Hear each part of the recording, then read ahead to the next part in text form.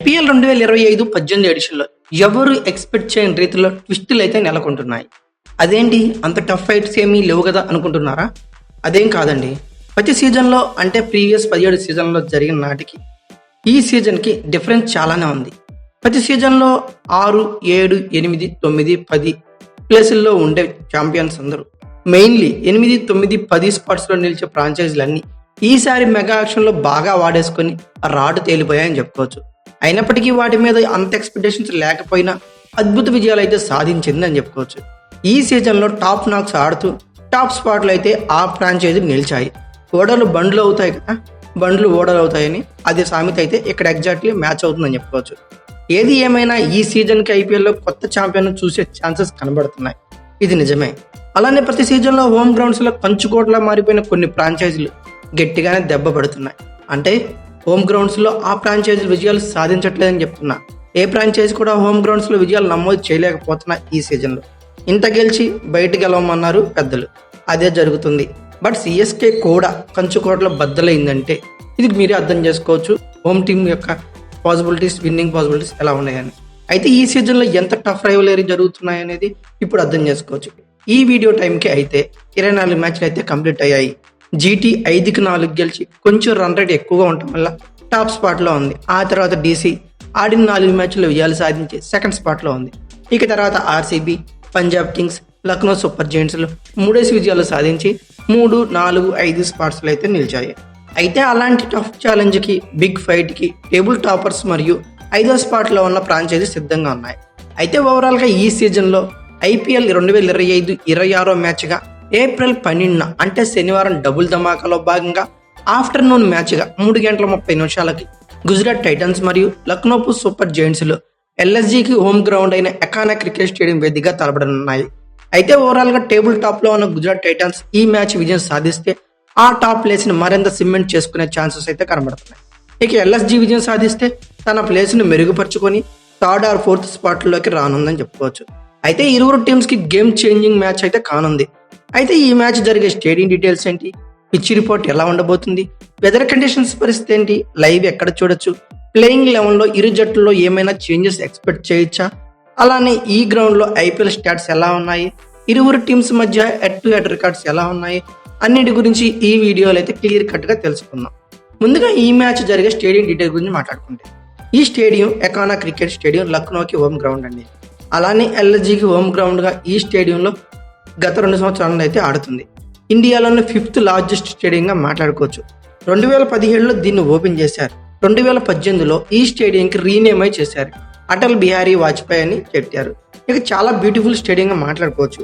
అలానే లార్జెస్ట్ స్టేడియంగా కూడా మాట్లాడుకోవచ్చు. అయితే ఈ గ్రౌండ్లో బౌండరీ లెన్స్ పరిశీలిస్తే కొంచెం ఎక్కువగానే ఉంటాయండి. లెగ్ సైడ్ బౌండరీ వచ్చేకి 67 మీటర్లు గాను, ఆఫ్ సైడ్ బౌండరీ వచ్చేకి 71 మీటర్లు గాను, అలాగే స్ట్రైట్ బౌండరీ వచ్చేకి ఏకంగా 81 మీటర్లు, బ్యాక్ సైడ్ వచ్చేకి 63 మీటర్లుగా ఉంటుంది. ఓవరాల్గా ఐపీఎల్ పాయింట్ ఆఫ్ వ్యూలో లాంగెస్ట్ బౌండరీస్ ఉన్న గ్రౌండ్గా మాట్లాడుకోవచ్చు. ఇక తర్వాత ఈ గ్రౌండ్ యొక్క పిచ్ రిపోర్ట్ గురించి మాట్లాడుకుంటే, ఎకానా క్రికెట్ స్టేడియం జనరల్గా బ్యాటింగ్కి హెల్ప్గా ఉంటుందండి. అలానే బౌలింగ్కి, బ్యాటింగ్కి ఈక్వాలిటీ కూడా ఉంటుంది. ఒక విధంగా చెప్పాలంటే ఒక ట్రూ బౌన్స్ని చూడొచ్చు. బ్యాట్ మీదకి ఎగ్జాక్ట్గా బంతి వస్తుంది, బ్యాట్స్మెన్స్ ఈజీగా పరుగులు చేయొచ్చు అని చెప్తున్నా. గేమ్ ప్రోగ్రెస్ అయ్యే కొద్దీ స్పిన్నర్స్కి లిటిల్ బిట్ హెల్ప్ అయితే దొరుకుతుంది. అలా అని చెప్పి కంప్లీట్గా డామినేట్ చేస్తారని చెప్పడం లేదు, జస్ట్ హెల్ప్ అయితే దొరుకుతుంది. ఇక టాస్ ఎవరు గెలిస్తే మంచిది, గెలిచిన టీం ఏం చూసుకోవాలి, టాస్ గురించి అయితే మాట్లాడుకున్నాం. టాస్ గెలిచిన team chasing the best option అని చెప్పండి.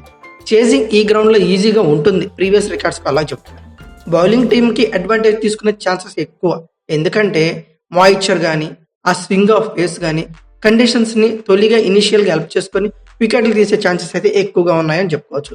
So bowling is the best option. ఇక తర్వాత వెదర్ రిపోర్ట్ గురించి మాట్లాడుకుంటే, వర్షాలు పడిపోయి మ్యాచ్ లాగిపోయే ట్విస్ట్లు అయితే ఏమీ లేవండి. బట్ మ్యాచ్ డేన టెంపరేచర్ ఎక్కువగానే ఉండనుంది. 34 డిగ్రీ సెంటిగ్రేడ్ నుండి 36 డిగ్రీ సెంటిగ్రేడ్ వరకు టెంపరేచర్ ఎక్స్పెక్ట్ చేయొచ్చు. ఇంత టెంపరేచర్ ఉన్నప్పుడు ఏమవుతుంది, ఖచ్చితంగా డ్యూ ఫ్యాక్టర్ అనేది కీ రోల్ ప్లే చేయడం పక్కా అని చెప్పవచ్చు. ఇక తర్వాత లైవ్ స్ట్రీమింగ్ గురించి మాట్లాడుకుంటే, ఐపీఎల్ ఇప్పుడు దాకా జరిగిన మ్యాచ్లు ఎక్కడ లైవ్ వస్తుందో ఇది కూడా అక్కడ లైవ్ వస్తుంది. ఎక్కడ లైవ్ వస్తుందంటే ఓటీటీలో 2 బిగ్ ప్లాట్ఫామ్స్ అయిన జియో సినిమాలు అలాగే డిస్నీ ప్లస్ హాట్స్టార్ 2 కంబైన్ అయిపోయి జియో హాట్స్టార్గా అవతరించింది. సో సబ్స్క్రిప్షన్తో కూడి మొబైల్స్లో, ల్యాప్టాప్స్లో, పీసీల్లో జియో హాట్స్టార్లో చూడొచ్చు ఆండ్రాయిడ్లో. ఇక అలాగే టీవీల్లో చూడాలంటే స్టార్ స్పోర్ట్స్ 2లో చూడొచ్చు. టీవీలో తెలుగులో ఎక్కడ చూడొచ్చు? స్టార్ స్పోర్ట్స్ 1లో చూడాల్సి ఉంటుంది.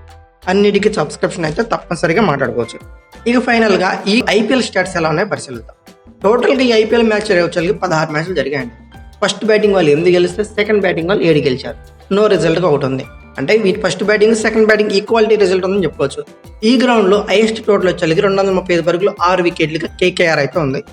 లోయెస్ట్ టోటల్ ఈ గ్రౌండ్లో చూస్తే 108 పరుగులకే లక్నో సూపర్ జైంట్స్ ఆల్అౌట్ అయింది. హైయెస్ట్ రన్ చేస్తే ఏకంగా రాజస్థాన్ రాయల్స్ 199 పరుగులను చేసింది. లోయెస్ట్ టోటల్ డిఫెన్స్ చూస్తే 126 పరుగులు 9 వికెట్లు ఆర్సీబీ కాపాడుకోగలిగింది. యావరేజ్ ఫస్ట్ ఇన్నింగ్స్ స్కోర్ చూస్తే 167 పరుగులుగా ఉంది ఈ గ్రౌండ్లో ఆల్రెడీ లక్నో సూపర్ జైంట్స్ 2 మ్యాచ్లు అయితే ఆడింది. పంజాబ్ మీద ఓడింది, తర్వాత ముంబై ఇండియన్స్ మీద గెలిచింది. అంటే హోమ్ గ్రౌండ్లో ఈ సీజన్లో 50-50 ఛాన్సెస్ కనబడుతున్నాయి. ఇక తర్వాత ఈ మ్యాచ్ జరిగే ఎల్ఎస్జీ మరియు జీటీల యొక్క హెడ్ టు హెడ్ రికార్డ్స్ పరిశీలిస్తే టోటల్గా ఇరు టీమ్స్ మధ్య 5 మ్యాచ్లు జరిగాయండి. టోటల్గా జీటీ డామినేషన్ అయితే కంప్లీట్ కనబడుతుంది.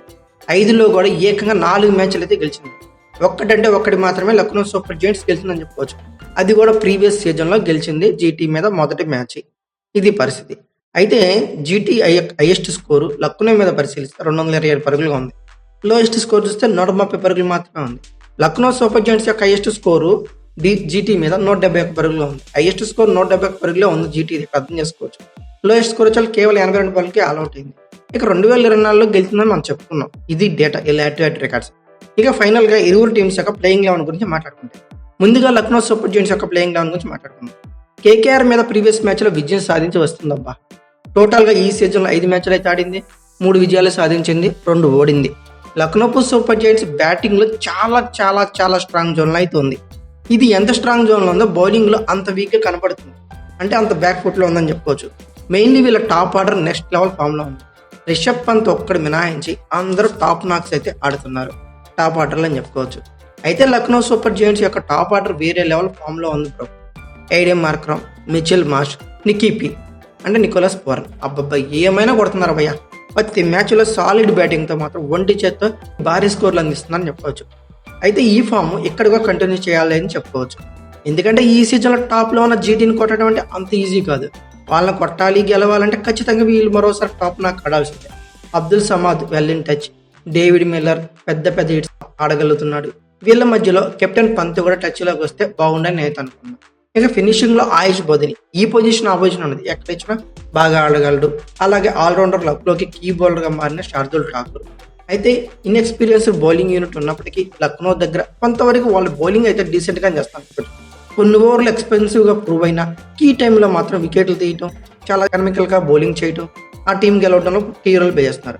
మెయిన్లీ డొమెస్టిక్ ప్లేయర్ అయిన దిగ్విష్ రాతి చాలా ఇంప్రెసివ్గా అయితే ఈ సీజన్లో ప్రతి మ్యాచ్లో కనబడుతున్నాడు.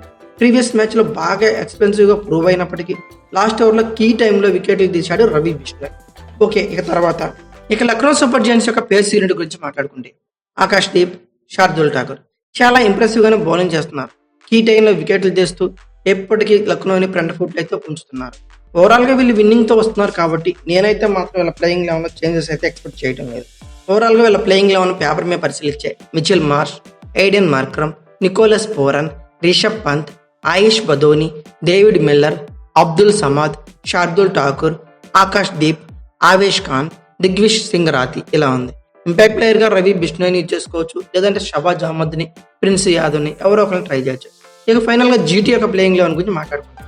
తొలి మ్యాచ్ పంజాబ్ కింగ్స్ మీద ఓడాక ఇలాంటి మ్యాజికల్ కంబ్యాక్ అయితే జీటీ నుండి ఎవ్వరు ఎక్స్పెక్ట్ చేసే ఉండరు. ఏమన్నా కంబ్యాక్ అబ్బయ్యా, సూపర్ అంటే సూపర్, నో డౌట్. బ్యాటింగ్లో టాప్ ఆర్డర్, బౌలింగ్లో కలిసికట్టుగా పోరాడి బ్యాక్ టు బ్యాక్ 4 విజయాలు సాధించింది జీటీ. మెయిన్లీ కీ బౌలర్ అయిన అగీసో రబాడా లేకుండానే ఇలా గెలుస్తుందంటే తను కూడా జీటీ టీంలో యాడ్ అయితే ఇక జీటీకి తిరిగే ఉండదని చెప్పుకోవచ్చు బౌలింగ్ యూనిట్ పరంగా. ఇక మహమ్మద్ సిరాజ్, ప్రసిద్ధ్ కృష్ణ టాప్ నాక్ బౌలింగ్ అయితే చేస్తున్నారు. మంచి ఇంప్రెసివ్ బౌలింగ్ చేస్తూ ఎప్పటికప్పుడు అటాకింగ్ బౌలింగ్తో వికెట్లు పడగొడుతున్నారు. అలానే బ్యాకప్గా అర్షద్ ఖాన్ ఓవరాల్గా ఇంప్రెసివ్గానే అనిపిస్తున్నాడు. ఒకవేళ రబాడా వస్తే ఆ చేంజ్ అయితే ఎక్స్పెక్ట్ చేయొచ్చు.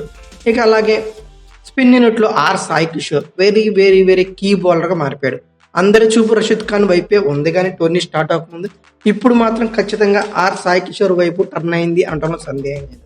ప్రీవియస్ మ్యాచ్లో 2 వికెట్లతో రషీద్ ఖాన్ ఫామ్లోకి వచ్చేసాడు. జీటీకి డెఫినెట్లీ ఇది గుడ్ థింగ్ అని చెప్పుకోవచ్చు. ఇక బ్యాటింగ్ యూనిట్లో సాయి సుదర్శన్ ఒంటి చేత్తో జీటీని గెలిపించేస్తున్నాడు. ప్రతి మ్యాచ్లో సూపర్ నాక్ ఆడుతూ జీటీకి బ్యాటింగ్లో బ్యాక్ బోన్లా మారిపోయాడు. అలానే శుభ్మాన్ గిల్ నుండి కెప్టెన్ ఇన్నింగ్స్ అయితే రావాల్సింది. ఈ మధ్య గిల్ భారీ స్కోర్లు చేయడంలో చాలా బ్యాక్ ఫుట్ అయితే పడిపోయాడు. ఇక థర్డ్ స్పాట్ గురించి మాట్లాడుకుంటే జోస్ బట్లర్ చాలా చాలా చాలా ఫామ్లో బెస్ట్ ఫామ్లో అయితే ఉన్నాడండి. మంచిగా పరుగులు చేస్తున్నాడు ప్రతి మ్యాచ్లో అని చెప్పవచ్చు. ఇక ఫోర్త్ స్పాట్లో స్టీఫెన్ రదర్ఫర్డ్ పెద్ద హిట్స్ అయితే కొట్టగలడు. ఓవరాల్గా ఇలా ఫోర్త్ స్పాట్ వరకు చాలా చాలా స్ట్రాంగ్ జోన్లో ఉంది జీటీ. మ్యాక్సిమం 85% మ్యాచ్ల వరకు వీళ్ళే కంప్లీట్ చేసేస్తున్నారు. ఇదే జీటీకి ప్లస్ పాయింట్గా మారిపోయింది. అలానే షారుఖ్ ఖాన్, రాహుల్ తెవాటియా, రషీద్ ఖాన్తో చాలా మంచి ఫినిషింగ్ అయితే కనబడుతుంది. ఓవరాల్గా వీళ్ళు కూడా 4 బ్యాక్ టు బ్యాక్ విన్స్తో వస్తున్నారు కాబట్టి ప్లేయింగ్ లెవెన్లో చేంజెస్ అయితే నేను ఎక్స్పెక్ట్ చేయడం లేదు. ఒకవేళ కగిసో రబాడా కనుక టీంలోకి వస్తే అర్షద్ ఖాన్ ప్లేస్లో ఇతన్ని రీప్లేస్ చేసే ఛాన్సెస్ ఉన్నాయి. ఓవరాల్గా వీళ్ళ ప్లేయింగ్ లెవెన్ పేపర్ని పరిశీలిస్తే Sai Sudharsan, Shubman Gill, Jos Buttler, Shahrukh Khan, Stephen Rutherford, Rahul Tewatia, Rashid Khan, Arshad Khan, Sai Kishore, Mohammed Siraj, Prasidh Krishna ఇలా ఉన్నారు. ఇంపాక్ట్ ప్లేయర్గా రబాడా కానీ కుల్వంత్ కజారియా కానీ యూజ్ చేసుకునే ఛాన్సెస్ అయితే ఉన్నాయి. అయితే జీటీ అయితే ఓవరాల్గా ఈ స్టాట్స్ అన్ని పరిశీలించాక, వీళ్ళ ప్లేయింగ్ లెవెన్ పరిశీలించాక, వీళ్ళ స్ట్రెంగ్త్లు వీక్నెస్లు అన్నీ అబ్జర్వ్ చేశాక నా ఒపీనియన్ ప్రకారం జీటీ విన్నింగ్ పాసిబిలిటీ 54% గాను, లక్నో విన్నింగ్ పాసిబిలిటీ 46% గా ఉంది. ఇది నా ఒపీనియన్ మాత్రమే. మీ ఒపీనియన్ ప్రకారం ఈ మ్యాచ్లో ఏ టీం గెలుస్తుంది అంటున్నారు ఖచ్చితంగా కామెంట్ బాక్స్లో పిన్ చేయండి. అలాగే ఈ వీడియో కనుక మీకు నచ్చితే like, share, comment plus subscribe చేసుకోండి. అలాగే పక్కనే ఉన్న బెల్ ఐకాన్ ఒకటి మాత్రం మర్చిపోకండి. Thank you for watching. Have a nice day.